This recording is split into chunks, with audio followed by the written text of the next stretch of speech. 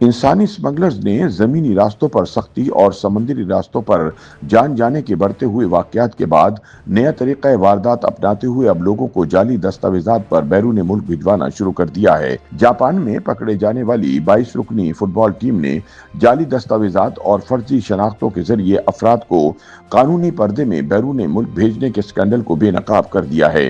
ताहम नाक़दीन के मुताबिक जाली फुटबॉल टीम का पाकिस्तान से जापान पहुंचना इस बात का सबूत है कि जालसाज रियासती इदारों की करप्ट एहलकारों से मिलकर इंसानी स्मगलिंग को फरोग दे रहे हैं। इस वाक़े ने न सिर्फ पाकिस्तान की सिफारती साख को मुतासिर किया बल्कि मुल्क में खेल, शनाख्त और कानूनी निज़ाम की कमजोरियों को भी बेनकाब कर दिया। ताहम यहाँ सवाल ये पैदा होता है कि इंसानी स्मगलर ने पाकिस्तान से 22 रुकनी फुटबॉल टीम जापान भेजने की जालसाजी कैसे की और पाकिस्तान से जाने वाले 22 फुटबॉलर जापान के एयरपोर्ट पर कैसे पकड़े गए।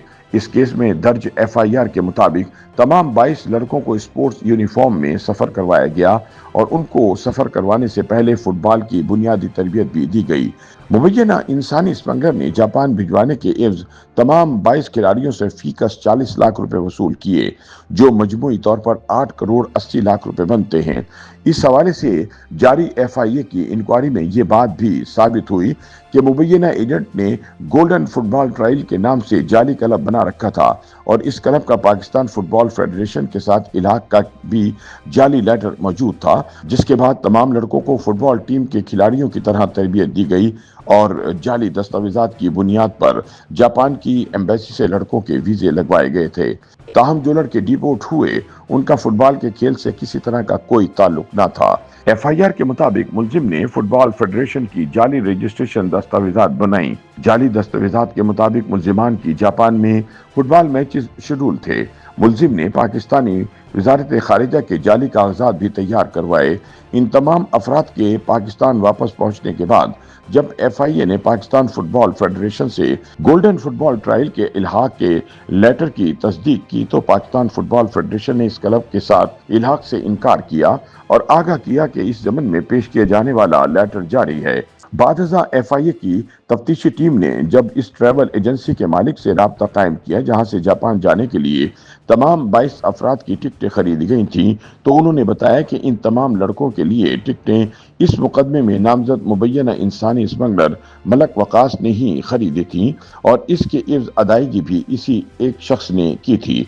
दौरान तफ्तीश ये बात भी सामने आई कि गुजरांवाला से फुटबॉल टीम के रूप में इंसानी स्मगलिंग का ये वाकया पहला नहीं बल्कि यही एजेंट इससे पहले भी एक कामयाब कार्रवाई कर चुका है।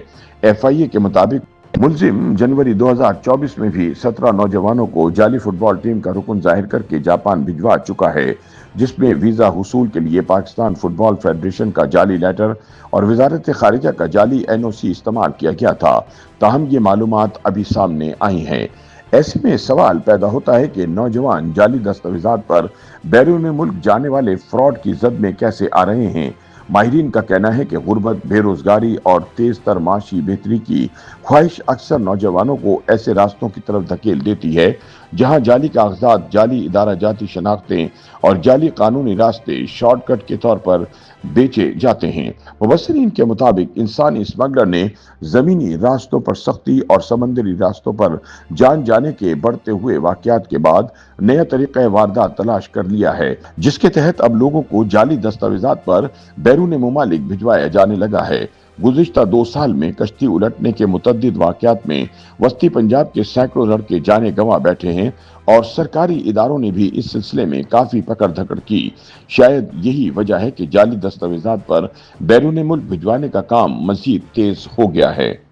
YouTube पर गूगली न्यूज देखने के लिए youtube.com की सर्च बार में गूगली न्यूज टीवी टाइप करें। गूगली न्यूज के पेज पर सुर्ख रंग के सब्सक्रिप्शन वाले बटन पर क्लिक करना ना भूलिए। YouTube पेज पर अपलोड होने वाली वीडियोस से बाखबर रहने के लिए बेल आइकन पर क्लिक कीजिए। आपको हर नई वीडियो के बारे में नोटिफिकेशन मौसूल हो जाएगा।